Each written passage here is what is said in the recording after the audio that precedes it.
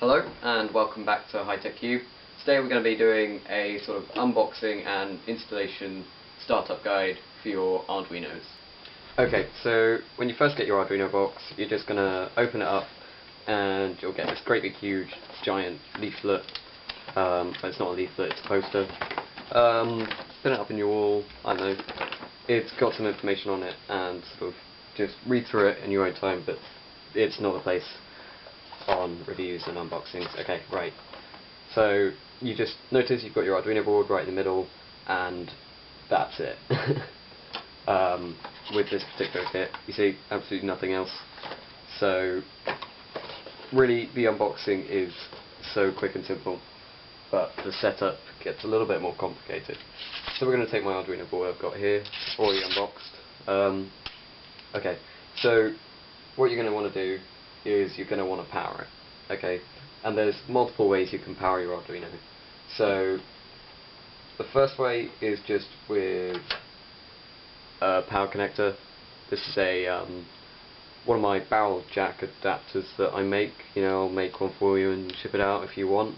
But you're better off buying them on the internet, and you just plug it in, and that's powered. And this is just simply a 9-volt battery to a 2.4mm barrel jack, and it just powers it straight away, quick and simple. Look up wiring diagrams for the positive and negative solid points, but otherwise you're fine with one of those. But there are multiple ways you can power them. So another one is USB. You will need a USB A to B connector. So that's USB A. You're probably quite familiar with this. Some of you may not be quite as familiar with USB B. So it's one of those connectors, and that's what goes into your Arduino here, and the other USB connector will go into your computer, where you will upload files and programs for you to run on your Arduino. What else? Other power connectors. Oh yes. There are 2 pins on the Arduino. There's 5-volt and ground, and with that you can get some jumper cables. These are really useful to pick up, but basically you can just plug one into ground and one into 5 volts right there. So you got 5 volts and ground powered, and then you're going to want to get you're going to want to put 5 volts of electricity into that. So at the moment I'm just using my bench power supply. I'm just going to plug into that, and you can't see this, but you get your positive and negative cables. Make sure it's set to 5 volts. This one doesn't actually set on 5 volts exactly, but it goes to 4.5 volts, which is close enough. But you plug that in, powers up, perfect, works fine. Okay, what else do we need to run over? Not a lot really. You've got the power sorted out, it's on. Okay, the next step is going into your computer and making a program for you to download onto your Arduino. Of course, for this step you will be needing a USB A to B, which is not included on the kit, so I'll put some links where you can grab that off eBay, Amazon, you know, wherever.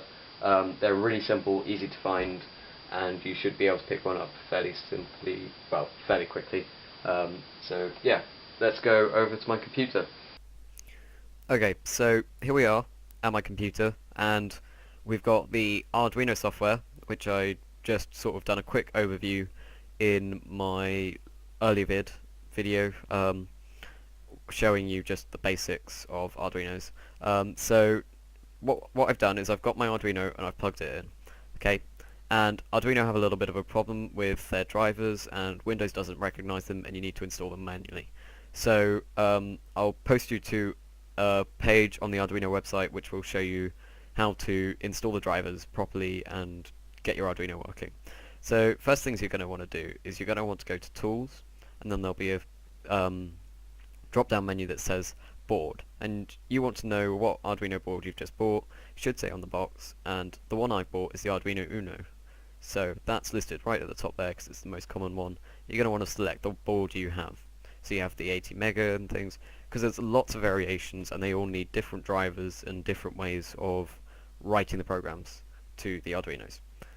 Okay, so I'm going to do a in-depth tutorial on programming in Arduino, but right now you want to click File and Examples, and then 01 Basics, and then you want to click Blink. This will open up another page with Blink program. What this does is it just makes the Arduino blink on and off. Then you want to click Upload, and that should upload onto your Arduino board. Of course, another problem is your COM ports, so if it doesn't upload, you see, it's checking COM5, but COM ports are basically where your hardware is connected to onto your computer. So it will recommend a COM port, and there'll also be a drop-down list. You just want to find your COM port. To find that, you can just go to Devices and Printers, and as long as you have correctly installed the drivers, it should say Arduino Uno, RV, and then R3, and then on the bottom it will say brackets COM7. If it doesn't say that, you can go in, you can click on hardware, and it will say it right here. Okay, back to the Blink sketch. You want to click OK once you've found the correct COM port, and it will upload to your Arduino board. Okay, so if you look at your Arduino board, you'll see, let's just go to the camera for this. Okay, so now you've uploaded your program, you may see your Arduino board may start to flash. Right there on the LED. Okay, so some Arduino boards have an onboard LED, some don't. If they don't, you're going to need to go to the Arduino website, and I'll just put a link on the screen to a diagram to show you how to connect an LED. It's a very basic process, just with a LED to jumpers to, well, yeah, it's basic, really simple, and the link will explain it all. If it doesn't, try pressing the reset button and wait a few seconds. If not, try re-downloading the program, making sure you haven't accidentally deleted any lines of code, and it says in the bottom left hand side of the screen, done uploading, and then that should be good and your Arduino board should be working.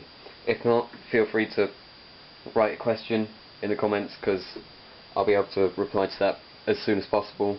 And yeah, that's the sort of startup guide. You've got your first Arduino board, you've programmed it, you've plugged it into a computer, you've powered it, and it's great. Look forward to my next videos where I'll be showing you sort of the basics of the code, different sort of sensors and inputs, outputs, and pins on the board. So we'll have a look at the architecture a little bit more in detail, and yeah, look forward, because there's loads more to come.